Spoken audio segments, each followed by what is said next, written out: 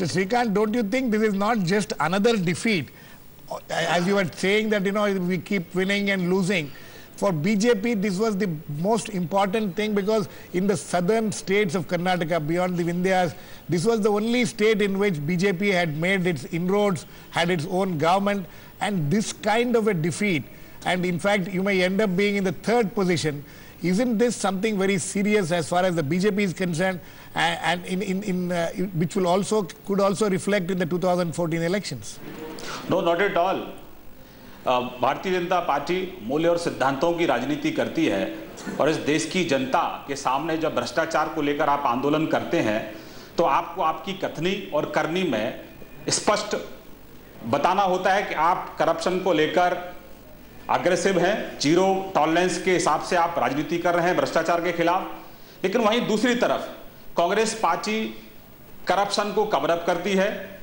2G spectrum में supreme court ने 120 licence को कैंसिल किया। प्रधानमंत्री जी ने सदन में स्वीकार किया कि मैंने दोनों मंत्रियों की सहमति से स्पेक्ट्रम एलोकेशन किया, लेकिन कांग्रेस की तरफ से कोई कार्रवाई नहीं हुई। Mr. Srikanth, let me get Mr. Oscar Fernandez in on this. Mr. Fernandez, you heard what the BJP person is saying. You think that, these issues were issues at all in the elections in Karnataka? Say the issues was good governance. We are sorry that BJP from the day one, they could not give us good governance. There were law and order problem and misgovernance for which the people have punished BJP. Okay. Mr. Srikanth, I think that, your position that UPA government's misdeeds or the allegations of corruption, your party leaders tried to bring it up in the Karnataka elections. During the campaign, all the major leaders who had come from various parts of the country, including Delhi, tried to rake up this issue. But it just doesn't seem to have made any impact. Do you agree with that in Karnataka as far as the national issues are concerned? No, जब national leaders जाते हैं कि state में, तो दोनों तरह की बात होती है। आपके स्टेट की जो सरकार है उसकी अचीवमेंट क्या है, और जो सरकार आपके सामने, जो पार्टी आपके सामने चुनाव लड़ रही है, उसकी वीकनेसेस क्या है।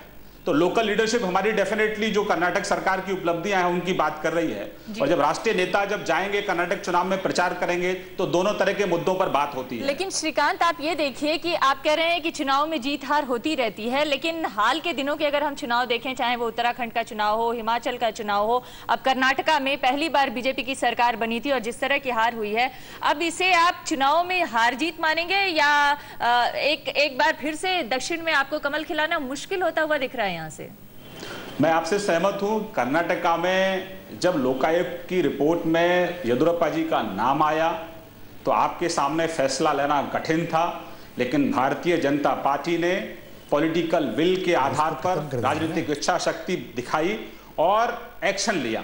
उन्होंने चंद घंटों में अपना इस्तीफा दिया।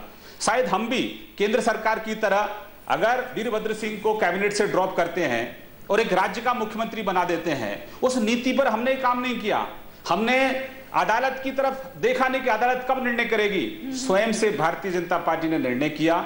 अगर आज उसका हमको नुकसान हो रहा है, और इस नुकसान का हमको अंदेशा था, लेकिन जब राजनीति में आप होते हैं, जब आप स्वच्छता की बात करते हैं, भ्रष्टाचार को समाप्त करने की बात करते हैं, तो देश की जनता के सामने आपको ये दिखाना होता है कि भ्रष्टाचार के खिलाफ नैतिकता के नाम पर कुर्बान हो गई बीजेपी। स्मिता, आपको यहाँ पर शामिल करना चाहूंगी इस चर्चा में। जो बीजेपी के लोग हैं वो कह रहे हैं कि हमने नैतिकता, हमने मर्यादा का पालन किया, भले ही इसमें हमें नुकसान हुआ।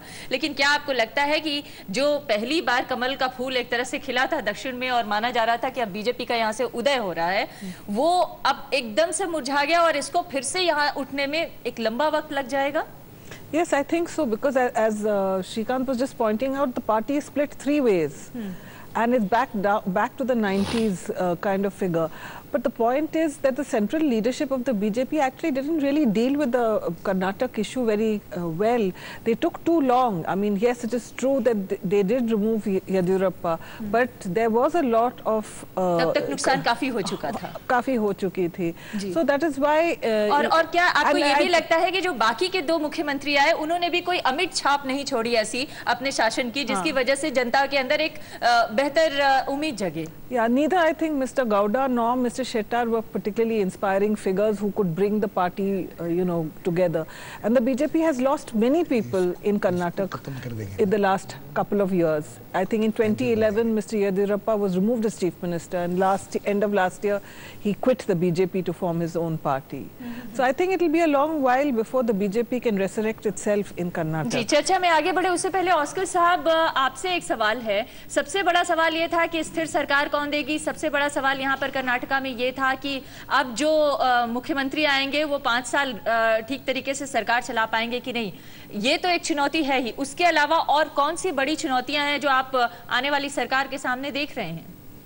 नहीं, हम गुड गवर्नेंस लोगों को देंगे और हमने मैनिफेस्टो में क्या वायदा किया ये सारा पूरा we will try to implement that without an exception. We will be monitoring the progress, and we will see that the people of Karnataka, whatever our programs are for poverty elevation, for the weaker sections, the working class, the farmers, the minorities, we will see that harmony, peace prevails in Karnataka. जी, श्रीकांत, आपसे हमारे एक वरिष्ठ सहयोगी भारत भूषण कुछ सवाल करना चाहते हैं। भारत।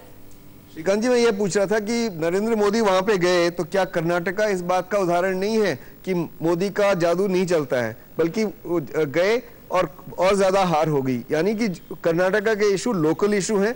आप गुजरात के इशू लेके वहां नहीं जा सकते कि गुजरात मॉडल, आप दिल्ली के इशू लेके नहीं जा सकते।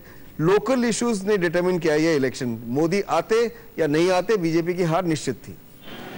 डेफिनेटली आपने ठीक कहा कि लोकल इश्यूज ने डोमिनेट किया है। और जहां तक मोदी जी की आप बात करते हैं, मोदी जी राष्ट्रीय नेता हैं। नहीं, असर नहीं हुआ ना उनका कुछ। जी, असर नहीं हुआ ना, उनका जादू चला नहीं कर्नाटक में ना। फिर राज्य में जो हमारी सरकार है, मेन फोकस होता है कि आपकी सरकार कैसा काम कर रही है। राष्ट्रीय नेता जो जाते हैं वो डेफिनेटली कैडर को मोबिलाइज करने के लिए जाते हैं और एग्रेसिव हमारा कैंपेन हो, इस बात की थोड़ी पार्टी की कोशिश होती है। जी, तो आप ये कह रहे हैं कि जिस कैंडिडेट को तमाम बीजेपी के जो लोग हैं वो प्रधानमंत्री के कैंडिडेट के रूप में देख रहे हैं और देश में जीत के लिए आशाएं बांध रहे हैं, उनका कोई खास असर कर्नाटक इलेक्शन में, यानी जो पहली चुनौती थी उसमें नहीं दिखाई पड़ा? देखिए, लॉजिक आप जो दे रहे हैं मोदी जी को लेकर के, वहां प्रचार करने गए और उसके बाद आप हार आपकी हो गई, आप जीत नहीं पाए, मैं इस लॉजिक को ठीक नहीं मानता। क्योंकि जब स्टेट में चुनाव होता है तो जो स्टेट का मुख्यमंत्री होता है वो आपका स्टार कैंपेनर होता है और स्टेट में आप क्या काम कर रहे हैं उसको लेकर जनता आपकी सरकार का आकलन करती है। उसके लिए अगर किसी राष्ट्रीय नेता को अगर आप उसमें कहीं फ्रेम में लाने की कोशिश कर रहे हैं वो उचित नहीं है, मैं ठीक नहीं मानता उसको। फ्रेम में तो आप लाए ना, उनको ले क्यों गए कर्नाटका? अगर आपको पता था कि स्टार कैंपेनर आपके चीफ मिनिस्टर होंगे तो मोदी जी को आप ले क्यों गए? उनका इमेज आपने और खराब कर दिया वहां जाके। भारतीय जनता पार्टी अपना कैंपेन स्ट्रेटजी, पार्टी बहुत बड़ी पार्टी है, हम लोग अपने हिसाब से बनाते हैं उसमें, ठीक है। आगे से जब किसी राज्य की कैंपेन स्ट्रेटजी बनाएंगे तो आप जैसे बुद्धू में सलाह जरूर लेंगे। मैं तो सलाह देता नहीं हूं किसी पार्टी को। Mr. Fernandez, before we wrap up this segment, I want you to answer one question. Traveling during the elections in Karnataka, two issues which were very seriously discussed among the voters, analysts and everybody, even ordinary voters, were discussing about the role of money power in these elections. You think that, how far this money power has played a role, and do you see that this kind of use of money is something which is only getting worse by the day and not getting better? It is an issue to be addressed by all of us, all the political parties, the election commission, and all of us have to sit. This is a menace which we have to face and we have to resolve the issue, otherwise it will have a dangerous thing in a democracy. Okay, Mr. Fernandez, thank you very much, and also Mr. Srikanth.